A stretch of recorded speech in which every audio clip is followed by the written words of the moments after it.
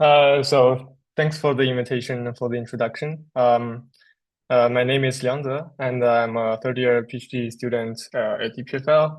And together with Zach, who is a master student at Adelaide University, we will be presenting our recent work on procedural pretraining, warming up language models with abstract data. So nowadays, we're building more and more large language models, and they're all kind of pre-training directly on web scale data. And for example, when we build a large language model, we basically pre-train on a large amount of images or a large amount of text, like natural language or like code or like math. And there are good things and there are bad things. The good thing is that it turns out to be super effective because the model stores a lot of knowledge, and it probably stores more knowledge than any of us. And there are certain emergent abilities unlocked by this larger amount of knowledge because the model implicitly learns how to do many tasks in general. And however, there are also evidence showing that the models cannot do robust reasoning or learn to compose algorithms robustly. And the deeper problem is that the model is consuming orders of magnitude more data than human children to arrive the same level of fluency in language, for example. So take a step back. Should we think about how human and how, for example, how infants learn? And can LLM training benefit from a similar process? And if you think about it, we start during our lifetime, we start by learning very simple and non-semantic knowledge, non-semantic logic, which is about very, very basic about the word, and which is not about semantics at all because we don't speak yet. And then we progress to a massive amount of semantic knowledge where we try to learn language, we try to learn history, common sense, and so on and so forth. And at some point, we started to progress to complex reasoning, where we try to learn for example, high school math, and some of us start learning programming, coding, etc. And by analogy, LLM training seems only have the later two stages, where in the massive semantic knowledge part, LLMs do pre-training on the large web scale data corpus, and on the complex reasoning part, LLM do post-training with reinforcement learning and so on. But the missing part is that they don't have the simple, the first stage where models learn, where we learn simple and non-semantic logic. And in this work, we try to investigate this part by introducing a first warm-up stage to language models to mimic this simple and non-semantic logic. And to realize this stage, we require very specific, very special data because the data should be very simple, so the model does not get overwhelmed by the complexity of the data, and also it should not contain any semantics because we want to teach models very general and very basic computational mechanisms, which is disentangled from the knowledge. So the model does not bias by the shortcut between knowledge and reasoning. And we use procedure data as a data source for this simple stage. And there are certain reasons why we chose procedure data. The first is that procedure data is generated by certain algorithms or rules. For example, in simple algorithms like sort, set, and union, they each represent a specific algorithm. For example, in sort, we take a sequence we take a sequence of tokens and then we output an ordered version of the sequence. And instead, we try to take a sequence and then we do some deduplication to output the deduplicated version. And for the union as well, we try to output the union of the two sequence. And we also have other types of procedural data like formal languages, where in copy language, we just ask the model to output the exact same sequence. And for KDIC, we ask the model to pair the paratenses. And in KDIC shuffle, we allow the model to pair the sequence in an interleaved manner. And moreover, we have cellular automata, where you have a sequence of binary bits, and the bits evolve over time, where each bit is updated by looking at the neighbor cells and itself, following a very fixed rule of the update. So each of these procedure data kind of represent certain algorithms and rules. And a very important thing about that is that they do not involve any semantics, because the tokenization is done in a character or symbol level. So the alphabet is not tied with any semantic meaning. And training on this procedure data means that we just train with next token prediction, which is very standard and very compatible with later semantic pretraining, as we do usually. And the third property is that procedure data is infinite, is controllable, and is verifiable. A popular example is Minecraft, where the environment itself is largely procedurally generated, and by just changing the random seeds, you can generate virtually infinite amount of data without changing of algorithms, and the model does not overfit to the specific limited data set, and it's also controllable. For example, in simple algorithms like sort and set and union, you could control that through length, through alphabet size, where if you have a larger alphabet set, the task would be more difficult. And for formal languages and for cellular automata, the rule of the algorithm itself represents different complexities. So our idea is very simple. We just use procedure data as a lightweight warm-up that builds computational scaffolding because web scale pretraining. And it is very simple as follows. Normally, we start from a randomly initialized model, and then we go directly to standard pretraining, where there's a large amount of data, right? And then we get a base model, and the base model can be used for downstream fine-tuning or for post-training with RL. This is what we are typically doing. And our idea is that we front-loading the procedure data with procedure pretraining, where we just pretrain the language model on procedure data, which would be very lightweighted, because you can essentially generate very procedure data with a small length, and we could make it very cheap.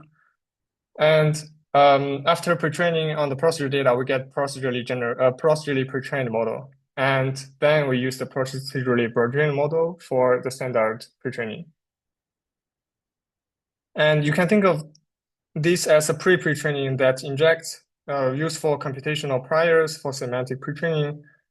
And it can also be thought of as structured initialization that because it does not involve any semantics, right? And more specifically, we pre-train on procedure data first for T1 tokens, and then we get the procedurally pre-trained model, and then we pre-train on standard real data for T2 tokens. And what's important here is that the T2 tokens should be much larger than the T1 tokens, for example, 1,000 times more data. Because we want to make the first stage cheap, and it should be cheap by itself. Because we want to mimic the simple logic learning part of the learning process. And we try to evaluate two different settings. The first setting is additive setting, where we measure even without introducing a semantic knowledge, can procedural pretraining help standard pretraining? Here we just measure the performance gain by comparing a baseline with procedural pretraining with another baseline without procedural pretraining.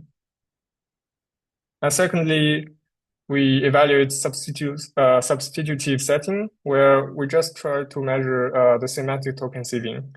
Basically, we try to measure how much token can we save when the two models achieve the same performance.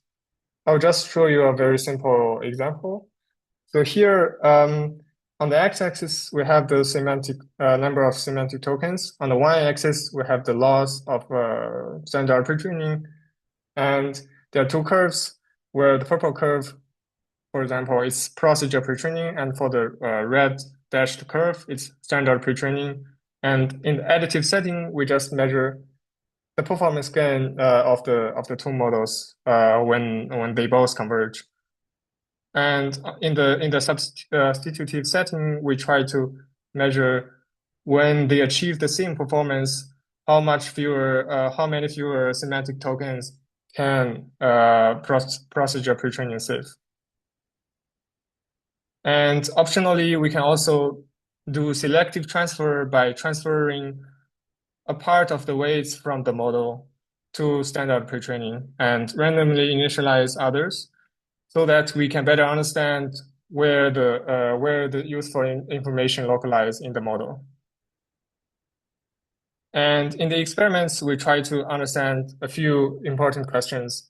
And first, most importantly, does procedural pretraining help language modeling at all?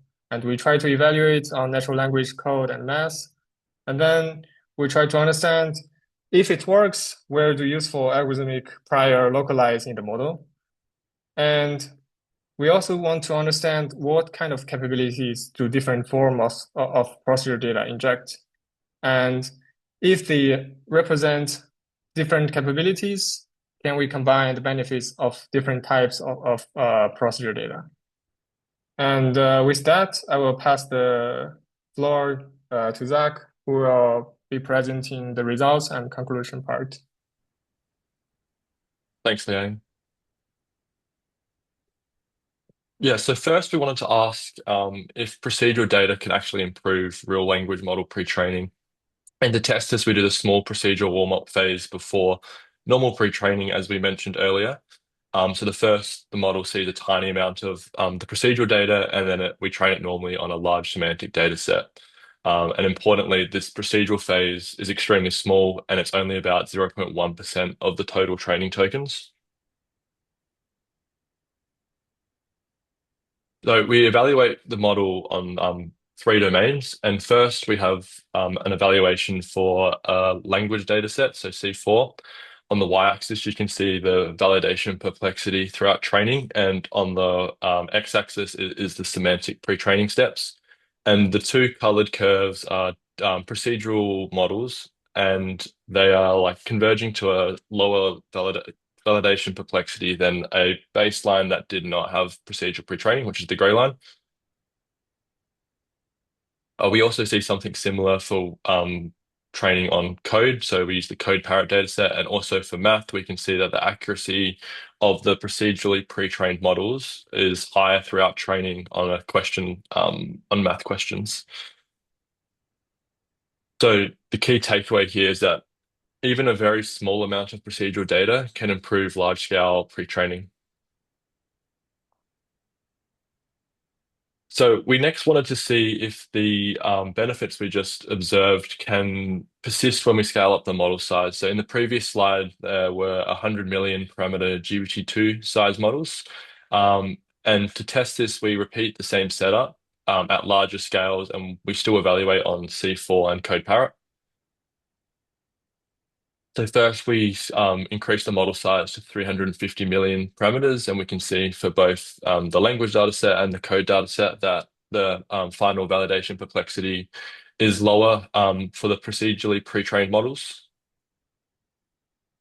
And we also see this trend continues at a 1.3 billion parameter scale.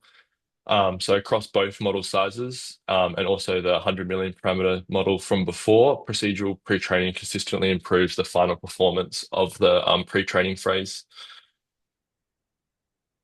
So yeah, the key takeaway is that the benefits of procedural pre-training do persist as the model size scales.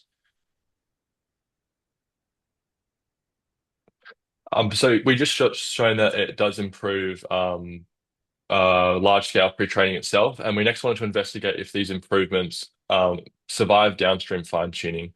So to test this, we fine tuned the pre-trained models after their semantic pre-training stage on several downstream tasks.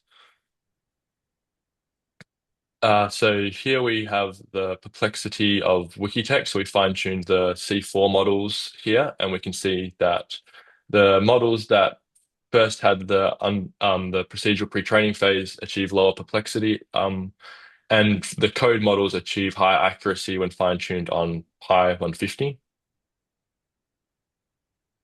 And then we also fine-tuned the language models on the Glue benchmark, and across all of the tasks, the models that had the small initial procedural warm-up phase achieve higher accuracy. So the benefits of procedural pre-training do persist beyond semantic pre-training and provide a complementary signal to the semantic pre-training, and this benefits downstream fine-tuning. So we've shown that procedural pre-training improves semantic pre-training and downstream performance in the additive setting, where we evaluate how much benefits procedural pre-training can provide on top of standard pre-training. But we also wanted to investigate if procedural data could replace some real data for the equivalent performance.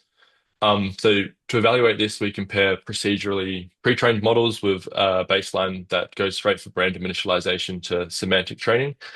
And we train the models until they reach the same validation loss. And we measure how many semantic training tokens are saved by doing the procedural warm-up.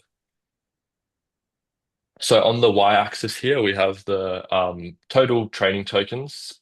And the left bar here is the model that is trained straight from random initialization.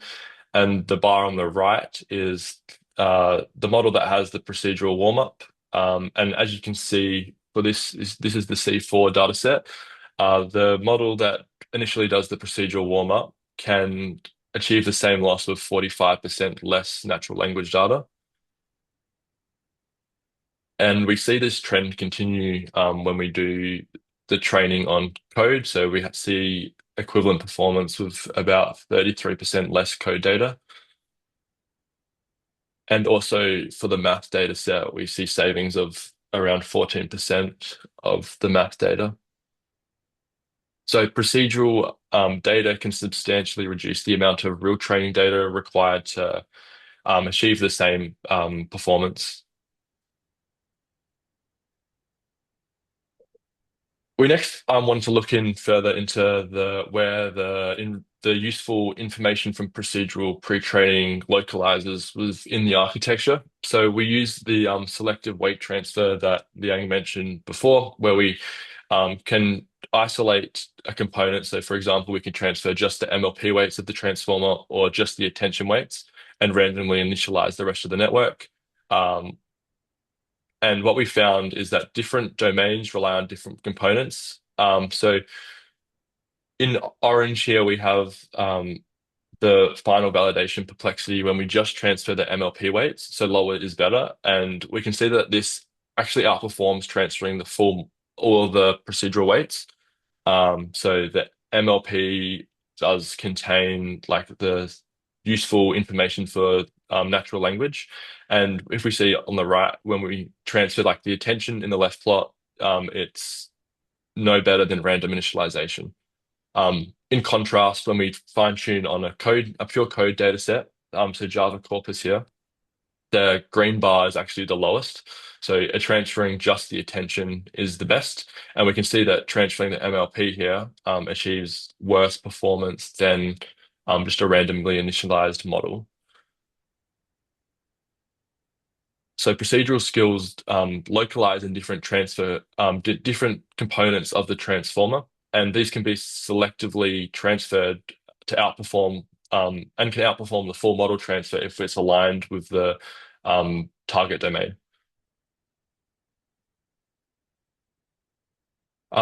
So we mentioned earlier that procedural data can come from many different generators, and we wanted to see how much the choice of generator mattered, and if these different generators taught like distinct skills to the model.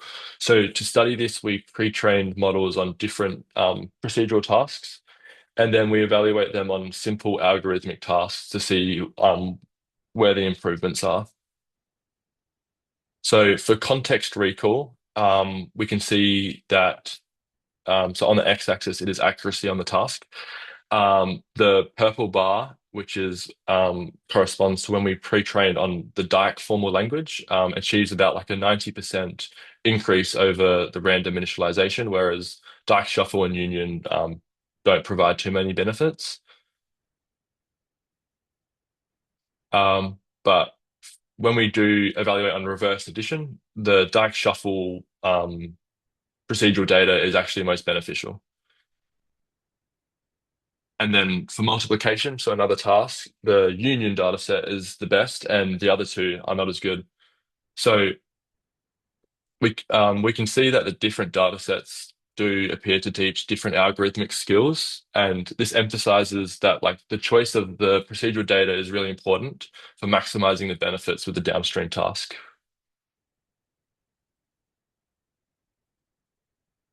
So we've shown that the procedural pre-training improves, but we wanted to understand why does it actually help?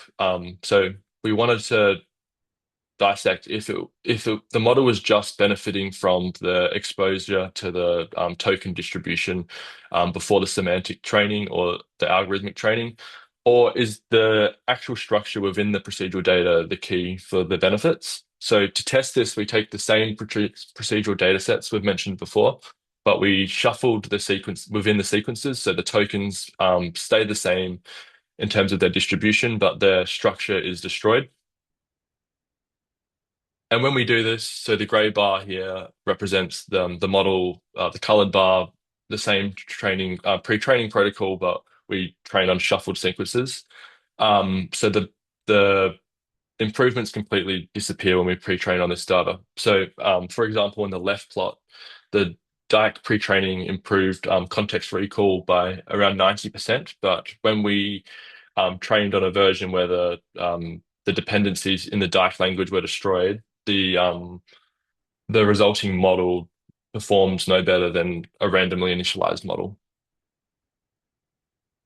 So we can say that the benefits do come from the rules from the generator or the algorithmic structure of the procedural data, not just the token statistics.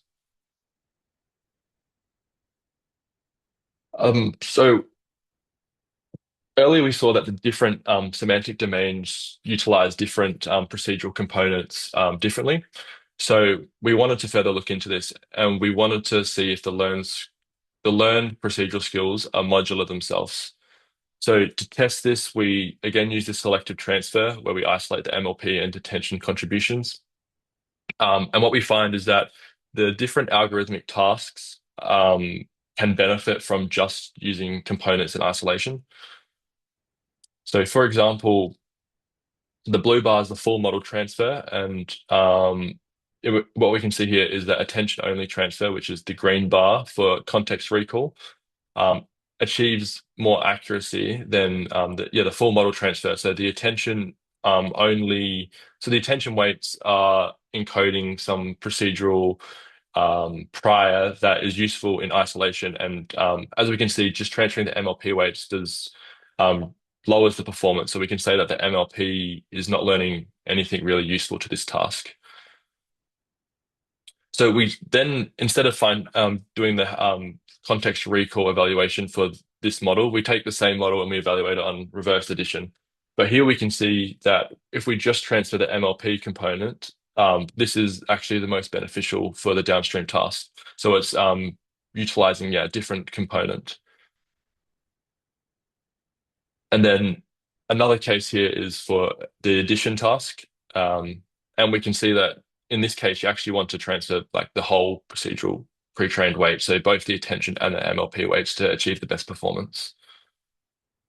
So yeah, importantly, all of those models here were from the same procedurally pre-trained weights. And this suggests that procedural pre-training builds modular algorithmic skills, which are distributed across different transformer components and can be utilized in isolation.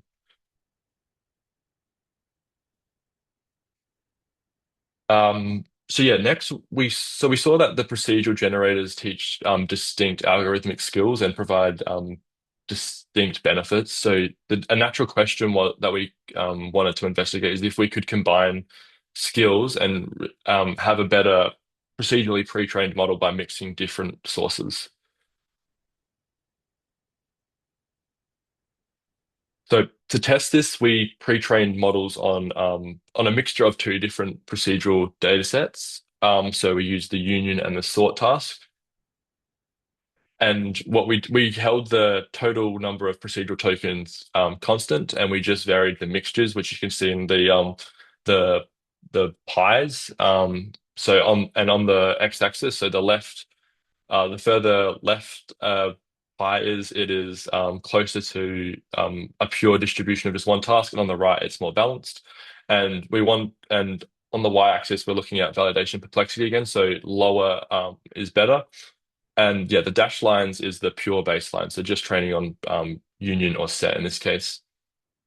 And what we find is that the mixtures often outperform a single procedural source, but there is high variance. So this suggests that there is improvements, and this optimizing the domain weights better than in a more sophisticated approach than what we did, which was just randomly sampling the domain weights, could be an interesting direction for future work.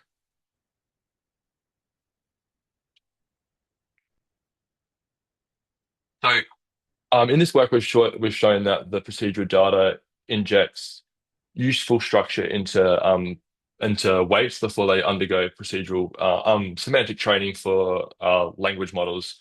But we wanted to look at a broader question if these algorithmic priors transfer across modalities. So this led to some follow-up work we did where we explored the same idea for vision transformers.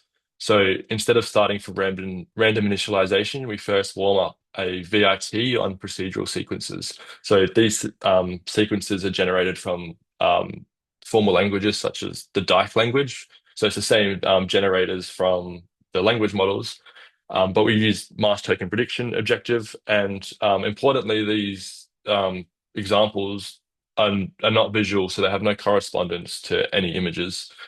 Um, so after we do the procedural warm-up, we then train the models normally on image classification for standard data sets such as ImageNet.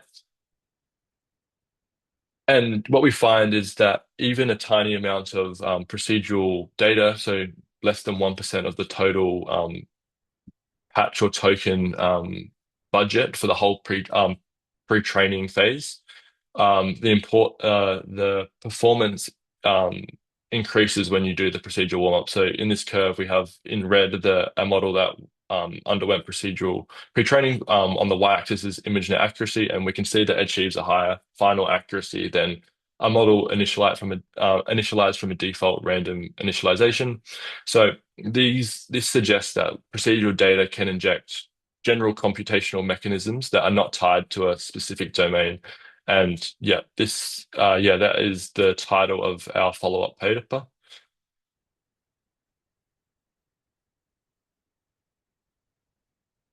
So we'd also like to just point towards some prior work that inspired our work on procedural pre-training. So the Between Circuits and Chomsky paper, Intelligence at the Edge of Chaos as well, and also a talk from Philip Eisler about learning vision without visual data.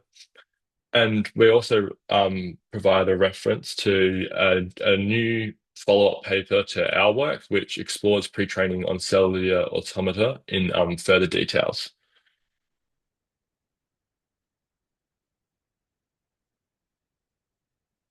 So yeah, to conclude, we showed that a tiny procedural warm-up phase, so less than 1% of the total pre-training budget can improve large-scale pre-training, and we showed that this can benefit domains across language, code, math, and modalities across vision. So yeah, for language models and also vision transformers. And we hypothesized that the reason that it can transfer across domains and modalities is that the procedural data is injecting a general algorithmic prior into the models that is not tied to any domain. So the induced computations are generally useful and usable across different domains. And yeah, having these computational mechanisms at initialization or embedded in the model before the semantic pre-training provides a better starting point for large-scale training. And some open questions are, so how building on our mixture result of mixing two data sources, is there a more sophisticated way to combine different procedural sources? As we showed, there is some benefits of doing this. So the data sources are providing distinct but complementary signals. Is there other types of procedural data that could help pre-training? And just more broadly, could LLMs benefit more from curriculum learning in general? Yeah.